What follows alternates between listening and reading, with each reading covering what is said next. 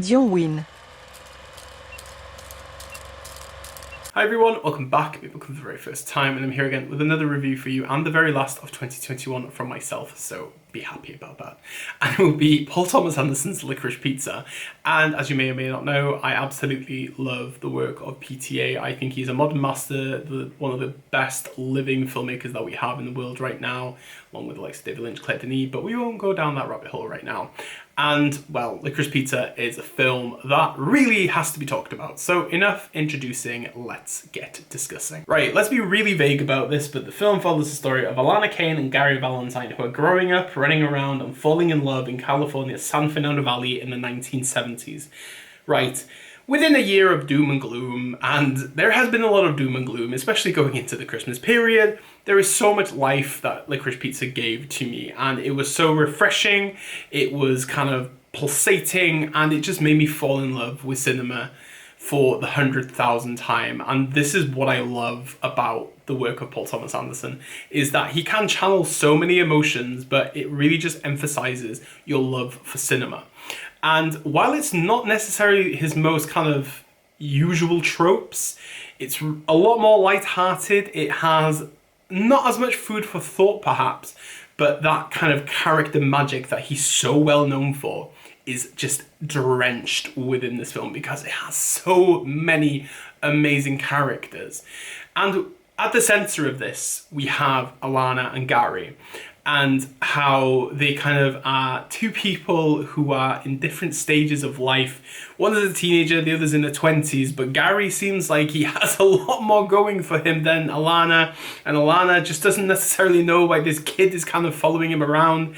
It's just magical. I love this kind of discovering your first love. I know the age range for some people has been a bit off-putting, but it doesn't go down that road. And I think what Paul Thomas Anderson really does here is just give you that sense of life and understanding that everybody's at a crossroads, everybody's trying to understand each other, and really how we grow as people. And that's the thing, you don't know who will kind of cross paths with you in life. Some are positive, some are negative, some will kind of change everything for you. And I think I can connect with that so much this year because I've met some great filmmakers, artists, producers, so much, and it's really kind of driven me forward where I'm going. And within Licorice Pizza, this is what I saw. The film is not necessarily kind of sold in a straightforward narrative either. We're kind of given different scenarios and different stories with Gary and Alana. And this is where I find it to be interesting because it just gives you a kind of like different flavor every time.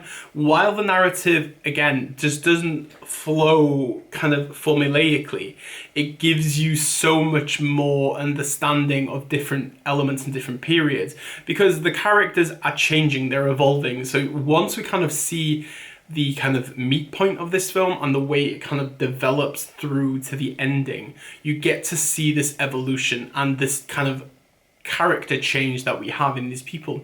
Because that's the thing with a lot of humans, we are adaptive creatures. We adapt to the scenarios, the situations, to the people that we're in. And this is what PTA kind of gives within Licorice Pizza.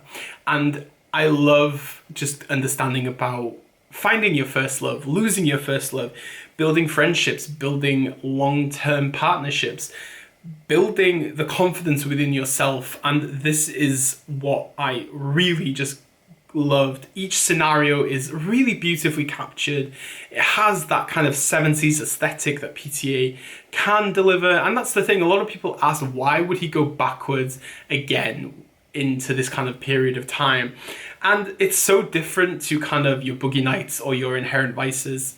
It really is a different beast, and a beast that I loved. I can see why people are not kind of gelling with this film, which is totally fine, but it has to be said, Cooper Hoffman and Alana Haim, for like debut performances, they're so natural, the chemistry is beautiful, and just the dialogue backwards and forwards is so organic. As I've said, this kind of setting of two people in different stages in their lives and kind of culminating together, it really is touching and beautiful. And I think they are the heart and soul of this film. I'm glad that kind of PTA got to work with people that he's known. Obviously, Cooper is Philip Seymour Hoffman's son, and Alana Haim is from the band Haim, and then obviously he's done all the music for this band Haim. So to kind of see two people that is so close and connected to PTA to create this world together is absolutely fascinating. And the characters themselves, we have people like Tom Waits, Bradley Cooper in this film. I really love them. Sean Penn as well. We had Benny Safdie. It's just so many great performances and elaborate characters, elaborate settings, but the fundamentality of Licorice Pizza is humanity. And that's why I loved it. It's one of my favourite films. Is it my favourite film of the year yet? I have no clue, but Licorice Pizza left me with so much drive and inspiration, and I don't know if I'll ever meet Paul Thomas Anderson in my life, but I owe so much to him, to understanding cinema, and Licorice Pizza is a film that you really, really, really have to see. So that was my last review of 2021. I will be back with my top 25 of 2021 in a week after Christmas. I wish you happy holidays with your families. Please take care of each other, and I will see you very, very soon. Don't eat too much turkey. Bye-bye.